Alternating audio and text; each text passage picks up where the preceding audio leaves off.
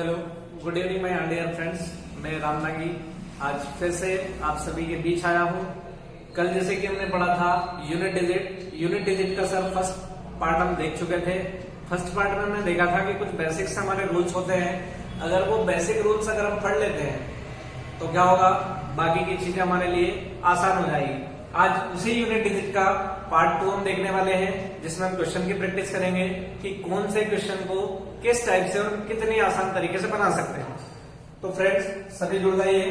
एक चीज और, कल जो वीडियो बनाया था आप लोगों का जो सहयोग मिला, बहुत ज्यादा लोगों तक बहुत कम समय में बहुत अधिक लोगों ने उसे देखा है। मैं उम्मीद करता हूं कि जब आप वीडियो देखते हैं तो कृपया कमेंट करके एक बार मुझे जरूर बताएं कि आपको ये वीडियो कैसा लगा, है ना। अगर आप कमेंट करेंगे तो मुझे पता चलेगा कि मैं वीडियो अच्छा बना रहा हूं। अगर आपको किसी प्रकार की कोई कमी लगे तो आप एक बार वो भी मुझे सजेशन करें कि कौन सी कमी है वो जो हमें सुधार करना है ना। तो बिल्कुल आज मैं आपको सिखाने वाला हूं इकाई का यूनिट डिजिट पार्ट 2। सर हमने कल कुछ रूल्स पढ़े थे। रूल्स हमारा फर्स्ट ये बोल रहा था कि यदि किसी भी संख्या के आखिरी में 0, 1, 5, 6 अगर आ जाता है तो पावर चाहे हमारी कुछ भी हो उससे कोई फर्क नहीं पड़ता, यूनिट डिजिट जो रहेगा हमारा हमेशा सेम रहेगा। सेकंड जो रूल्स था हमारा वो क्या बोल रहा था, यदि किसी भी संख्या के लास्ट डिजिट 4 या 9 हो, 4 या 9 हो, हमें क्या करना था, पावर को देखना था कि हमारी जो पावर है वो कैसी है, सम है, इवन, या हमारी जो पावर है वो कैसी है, विषम है ना। ये चीज हमें देखना थी। अगर मेरी पावर सम होगी तो 4 का 6 में हो जाएगा, 9 का 1 में हो जाएगा, जबकि अगर पावर विषम रही तो दोनों अंक क्या होंगे, सेम होंगे। सेम यही चीज तीसरा रूल हमारा क्या बोल रहा था, 0, 1, 5, 6 4 वर्ड हमारे हो चुके हैं, 0, 1, 5, 6। अब 2 वर्ड और हो गए, 4 और 9। अब हमारे पास कौन कौन से वर्ड बचे हैं सर, 2, 3, 7, 8। ये 4 अगर किसी भी संख्या के लास्ट डिजिट में हो तो हमें क्या करना था, 4 से भाग देना है ना। 4 से हमने भाग दिया था। एक कंडीशन और हमने नोट डाल के जो लिखी थी वो क्या लिखी थी कि अगर 4 से भाग देने पर शेषफल के रूप में 0 आ जाए, उस कंडीशन में पावर की जगह हम क्या रखेंगे, 4 रखेंगे। ये चीज हम समझ चुके थे। अब इसके बाद क्वेश्चन हमें करना है। आइए देखते हैं क्वेश्चन जो हम करना है वो किस टाइप से करेंगे। बिल्कुल बेसिक रूप से मैं आपको चीजें बताऊंगा और एक बार अगर आपने पढ़ लिया तो जीवन में कभी दोबारा आपको पढ़ने की जरूरत नहीं पड़ेगी। देखिएगा पहला क्वेश्चन, अगर मुझसे ये बोला जाए 232 की पावर 351 प्लस 755 की पावर 358 प्लस 444 की पावर 303। देखिए फ्रेंड, एक चीज हमने देखा था कि यहां पर इस संख्या का मुझे क्या देखना है, ये लास्ट का डिजिट देखना है। संख्या का क्या देखना है हमें, लास्ट डिजिट। लास्ट डिजिट हमने देखा कि सर लास्ट डिजिट हमारा क्या है, 2 है। अच्छा 2 के लिए हमने क्या रूल्स पढ़ा था, यार मुझे याद आया कि मैंने 2 के लिए पढ़ा था कि 2, 3, 7, 8 अगर मेरा कहीं पर आ जाता है तो मुझे क्या करना है, 4 से भाग देना है। अच्छा पावर को हमने 4 से भाग दिया, लेकिन सर देखा अगर यहाँ पर पावर और भी लंबी हो, इस टाइप से अगर आपकी पावर मिल जाए तो क्या हम पूरे में 4 से भाग दें, बिल्कुल नहीं। आपको सिर्फ लास्ट के 2 डिजिट्स में भाग देना है। 2 डिजिट्स में अगर मैं भाग दूं, इन 2 डिजिट में अगर मैंने 4 का भाग दिया तो 4 1 4, 3 4, ये हो गया हमारे पास 38। 4 में भाग दिया 48 का तो 9 बार जाएगा, 4 9 36, बचा कितना हमारे पास 2। तो जो शेषफल हमारे पास बच रहा है, कितना बचा है, 2। उस शेषफल को हम क्या करेंगे, इस 2 की पावर चढ़ा देंगे 2।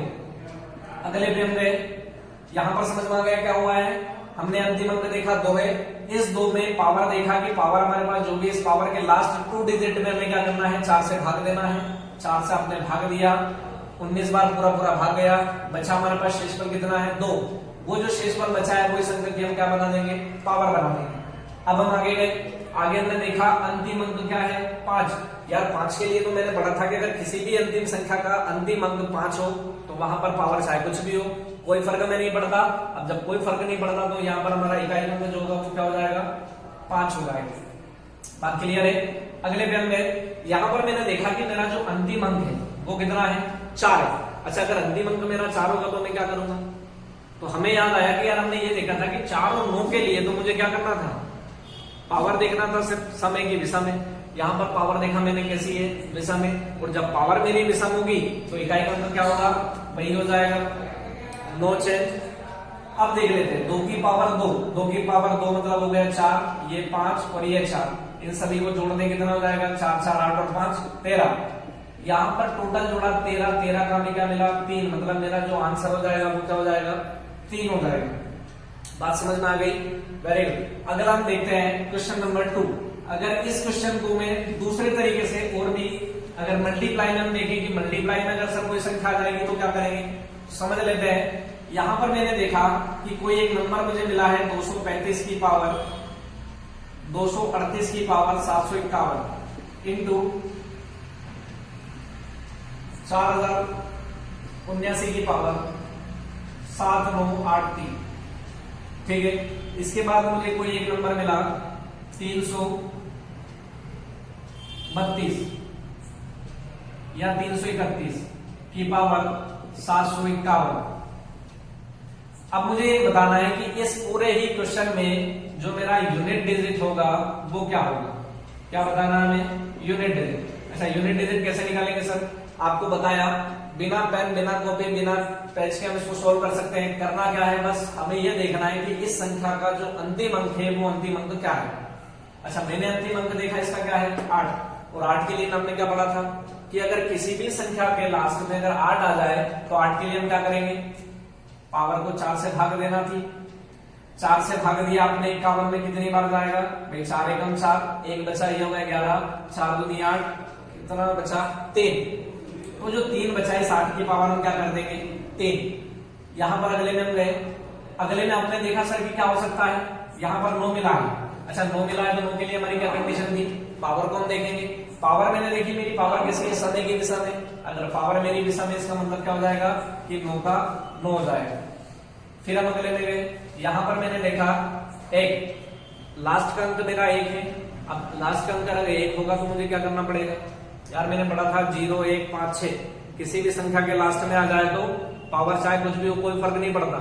तो हमने क्या करा भाई कि पावर हमारी कुछ भी कोई फर्क नहीं पड़ता, इसका मतलब 1 है तो आंसर भी हमारा क्या हो जाएगा 1 हो जाएगा। चलिए आगे देखते हैं 8 की पावर 3। जब 8 की पावर 3 यानी कि 8 का क्यूब हम निकालेंगे तो क्या होता है 512, और 512 में से क्या मिल गया 2।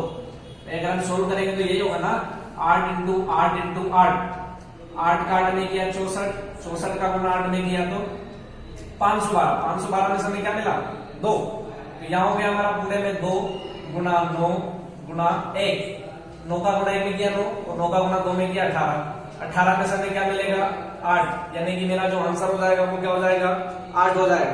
बात समझ में आ गई है, बिल्कुल वेरी गुड। अगला हम देखते हैं नेक्स्ट क्वेश्चन।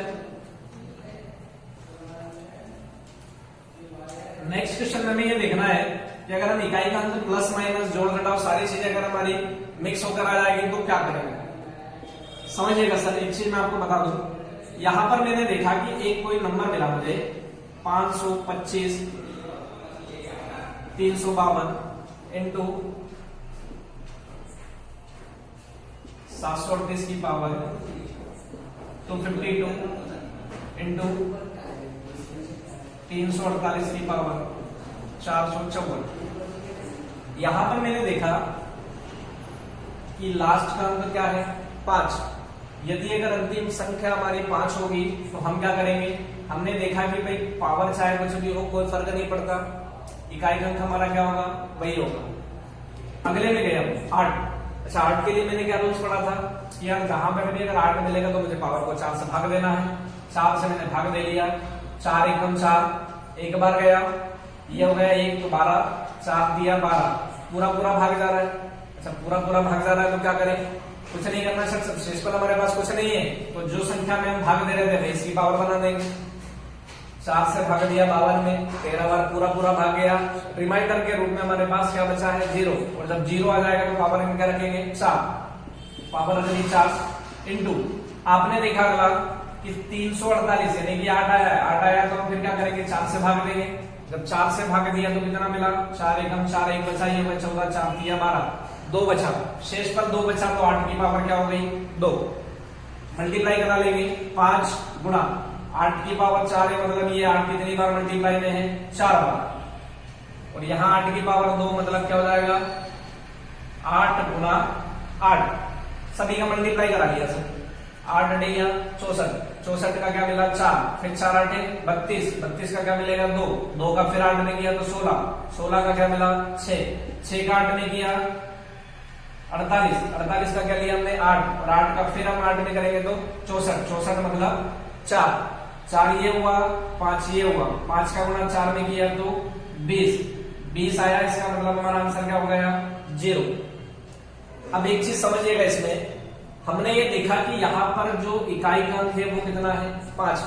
आपको पता होगा कि अगर मैं 5 का किसी भी संख्या के साथ गुणा करा दूं तो या तो मुझे 5 मिलेगा या तो मुझे 0 मिलेगा। अगर मैं 5 का गुणा 1 के साथ कराऊं तो 5, 5 का गुणा मैं 2 के साथ कराऊं तो 10, 5 का गुणा 3 के साथ करा दूं तो 15, यानी कि किसी भी संख्या के साथ अगर मैं गुणा कराऊं या तो मुझे 5 मिलेगा या तो मुझे 0 मिलेगा। तो हमने ये देखा कि अगर मेरा 5 के साथ अगर कोई सम संख्या के साथ गुणा होना है, सम संख्या के साथ गुणा कराऊंगा तो क्या मिलेगा 0, और 0 का हम किसी भी संख्या के साथ गुणा करा दें पूरी इक्वेशन क्या हो जाएगी हमारी 0। तो हमें सीधा देखना है कि जहां पर भी 5 आ जाए और 5 के साथ कोई सम संख्या आ जाए तो पूरी इक्वेशन क्या हो जाएगी हमारी 0 बन जाएगी। क्लियर है? अगर आपको ये चीज समझ में आ गई तो आपको ये पूरा सोल्व करने की जरूरत बिल्कुल भी नहीं है ना।